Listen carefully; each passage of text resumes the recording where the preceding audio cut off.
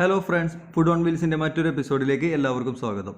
ഇന്ന് ഞാൻ നിങ്ങൾക്കുണ്ടാക്കി കാണിക്കുന്നത് ചിക്കൻ പെപ്പർ ഫ്രൈ എങ്ങനെയാണെന്നുള്ളതാണ്. അതിനാവശ്യമായിട്ടുള്ള ഇൻഗ്രീഡിയൻസ് 1.5 ടേബിൾ സ്പൂൺ മല്ലിപ്പൊടി, 1 ടീസ്പൂൺ മഞ്ഞൾപ്പൊടി, 1/4 ടീസ്പൂൺ കുരുമുളക് പൊടി, വെളുത്തുള്ളി, ഇഞ്ചി, ഉപ്പ്, മല്ലിയില, 1 കപ്പ് തൈര്, സവാള, പച്ചമുളക്, ഒരു പകുതി നാരങ്ങ. ഇനി ഇതെല്ലാം ഒരു ജാറിലേക്ക് ഇട്ട് കൊടുത്ത് നമുക്കിതിനെ ഒന്ന് ഗ്രൈൻഡ് ചെയ്തെടുക്കണം. അപ്പോൾ എടുത്തു വച്ചിരിക്കുന്ന ഇൻഗ്രീഡിയൻസ് എല്ലാം തന്നെ ഞാൻ ഈ ജാറിലേക്ക് ഇട്ട് കൊടുക്കുകയാണ്. നമ്മുടെ ഈ ചിക്കൻ പെപ്പർ ഫ്രൈ ഗ്രൈൻഡ് ചെയ്ത് ഇതെല്ലാം ഒന്ന് യോജിപ്പിച്ച് കുറച്ച് നേരം നമ്മളിതിനെ ഒന്ന് മാറ്റി വെച്ചതിന് ശേഷമാണിത് നമ്മൾ വറുത്തെടുക്കുന്നത്. അപ്പോൾ 2 പച്ചമുളക് കൂടി ഞാനിതിലിട്ട് കൊടുക്കുകയാണ്. 1 കപ്പ് തൈര്, ഏകദേശം 1.5 ടേബിൾ സ്പൂൺ തൈരാണ് ഒഴിച്ചു കൊടുത്തിട്ടുള്ളത്. അപ്പോൾ നമ്മുടെ ഈ അരപ്പ് ഞാനിവിടെ എടുത്തിരിക്കുന്നത് അര ചിക്കനാണ്. ഈ അര ചിക്കനിലേക്ക് മുഴുവനായി തേച്ച് പിടിപ്പിക്കുകയാണ് മസാല. ഇതാണ് ഇതിൻ്റെ ആദ്യത്തെ പ്രോസസ്സ്. ഇനി ഇതൊന്ന് കുറച്ചധികം നേരം മാരിനേറ്റ് ചെയ്യാൻ വെക്കണം. 3 മണിക്കൂറൊക്കെ വെച്ചാൽ ഒരുപാട് നല്ലതാണ്. എന്നാൽ മിനിമം അരമണിക്കൂറെങ്കിലും ഇതുപോലെ വെക്കേണ്ടതാണ്. എങ്കിൽ മാത്രമാണ് ഇതിൻ്റെ മസാല എല്ലാ ഭാഗങ്ങളിലും പിടിക്കുകയുള്ളൂ. ഉപ്പും പുളിയെല്ലാം നന്നായി ഈ ചിക്കൻ്റെ മീറ്റിൽ ഇറങ്ങുകയുള്ളൂ. അപ്പോൾ ഫ്രൈ ചെയ്യുന്നതിനായിട്ട് ഞാനൊരു പാൻ ഗ്യാസ് അടുപ്പത്ത് വെച്ചിട്ടുണ്ട്. അതിലേക്ക് സൺഫ്ലവർ ഓയിലാണ് ഒഴിച്ചു കൊടുക്കുന്നത്. ഇതൊന്ന് ചൂടായി വരുമ്പോഴത്തേക്കും കുറച്ച് വേപ്പില ഇട്ട് കൊടുക്കാം. ഇങ്ങനെ ഇടുന്നത് ചിക്കൻ അടിക്ക് പിടിക്കാതിരിക്കാൻ വേണ്ടിയിട്ട് മാത്രമാണ്.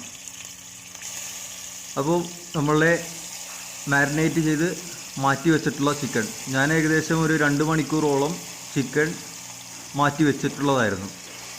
അപ്പോൾ അത് ഇങ്ങനെ എല്ലാം ഫ്രൈ ചെയ്യുന്നതിന് വേണ്ടിയിട്ട് ഇട്ട് കൊടുക്കാം. എല്ലാം പാനിൽ മുട്ടിക്കിടക്കുന്ന രീതിയിൽ തന്നെ വേണം വെച്ച് കൊടുക്കാൻ. ഇതിന് 5 മിനിറ്റ് ആണ് ഒരു ചിക്കൻ്റെ ഒരു ഭാഗം വേകാനായിട്ട് നമുക്ക് ആവശ്യമായിട്ടുള്ളത്. ഞാനിപ്പോൾ ഇവിടെ തീ മീഡിയം ഫ്ലെയിമിലാണ് വെച്ചിട്ടുള്ളത്. ഇനി ഇതൊന്ന് അടച്ചു വെച്ച് 5 മിനിറ്റ് വരെ നമുക്കൊന്ന് വേവിക്കണം. ഏകദേശം 5 മിനിറ്റ് ഇപ്പോൾ കഴിഞ്ഞിട്ടുണ്ട്. നമ്മുടെ ചിക്കൻ ഒരു സൈഡ് ഫുള്ളായി കുക്കായിട്ടുണ്ട്. ഇപ്പോൾ ഞാനിതെല്ലാം ഒന്ന് മറിച്ച് കൊടുക്കുകയാണ്. ഇങ്ങനെ ഒരു പ്രാവശ്യം ഒന്ന് മറിച്ച് കൊടുത്താൽ മാത്രം മതി. ഇതിന് ശേഷമാണ് നമ്മൾ പിന്നെ ഇതിൻ്റെ ഉള്ളിലേക്കുള്ള മസാലാസ് എല്ലാം ഇടുന്നത്. വേറെ മസാലപ്പൊടികളൊന്നും ഇടേണ്ട ആവശ്യമൊന്നുമില്ല ഇനി. അപ്പോൾ ഇവിടെ എല്ലാം കണ്ടില്ലേ, ഒരു ലൈറ്റ് ബ്രൗൺ ആയി വന്നേക്കുന്ന കണ്ടില്ലേ നമ്മുടെ ചിക്കനെല്ലാം. അതാണ് ഇതിൻ്റെ വേവ്.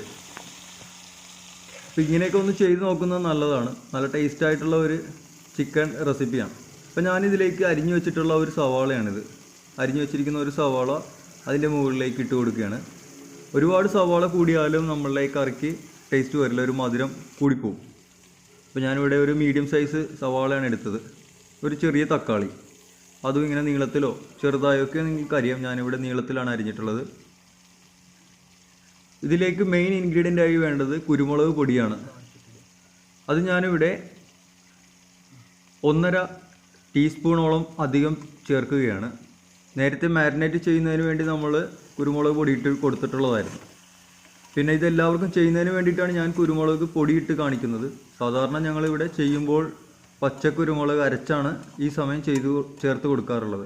അതിന് പ്രത്യേകം ഒരു സ്വാദ് കൂടുതലാണ്.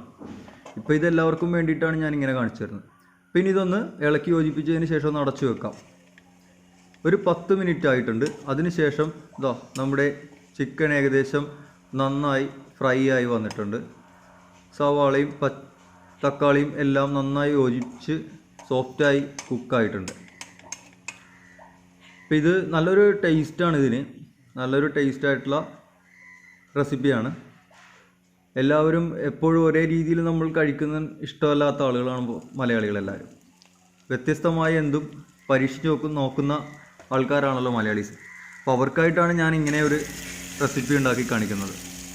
അപ്പോൾ ഇത് ഏകദേശം ഫ്രൈ ആയിട്ടുണ്ട്. ഞാനിത് ഒരു സെർവിങ് ഡിഷിലേക്ക് ഇട്ട് നിങ്ങൾക്ക് ടേസ്റ്റ് ചെയ്ത് കാണിച്ചു തരാം.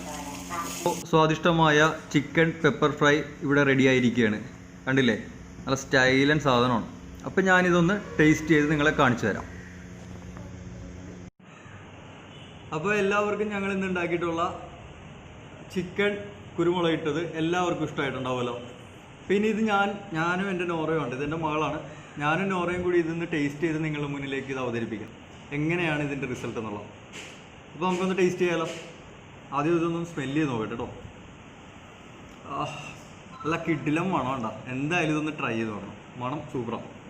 അപ്പോൾ അതിനായിട്ട് ഞാൻ ഒരു നാരങ്ങയൊക്കെ ഒന്ന് പിഴിയാം. ഇതാണ് ഇതിൻ്റെ സ്റ്റൈല്.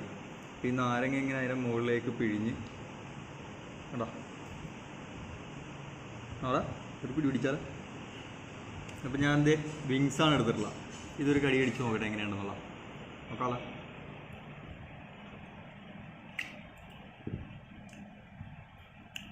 സൂപ്പർ, ഒരു രക്ഷയില്ല കേട്ടോ. നല്ല കിടിലൻ സാധനം, നല്ല കുരുമുളകിൻ്റെ എല്ലാ ടേസ്റ്റും നല്ലോണം കുക്കായിട്ടുണ്ട് കേട്ടോ. നല്ല അടിപൊളിയായിട്ട് തന്നെ കുക്കായിട്ടുണ്ട്. എനിക്കിഷ്ടമായി, സൂപ്പറാണ്. നോടാ ഒരു കടി അടിച്ച് നോക്കിയിട്ട് അടിച്ച് തരാം കേട്ടോ. എങ്ങനെയുണ്ട്, പൊളിയല്ലേ? അപ്പോൾ ഇത് ഒരു രക്ഷയില്ലാത്ത സാധനം. എന്തായാലും നിങ്ങൾ വീട്ടിൽ ട്രൈ ചെയ്തിട്ട് നിങ്ങളെ അഭിപ്രായം കമൻറ്റായി രേഖപ്പെടുത്തണം.